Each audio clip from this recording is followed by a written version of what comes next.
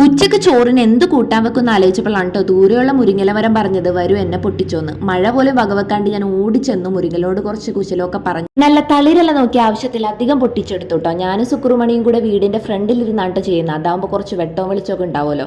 ആദ്യം വിചാരിച്ചു നല്ല സിമ്പിൾ ആണെന്ന്, പിന്നെയാണ് മനസ്സിലായത് ഇത് അത്ര സിമ്പിൾ ആയിട്ടുള്ള പരിപാടിയല്ലെന്ന്. അങ്ങനെ എങ്ങനെയൊക്കെയോ ഇലയൊക്കെ വേർതിരിച്ചെടുത്ത് ഞാൻ ദേ വാട്ടാൻ പോവാണ് കേട്ടോ.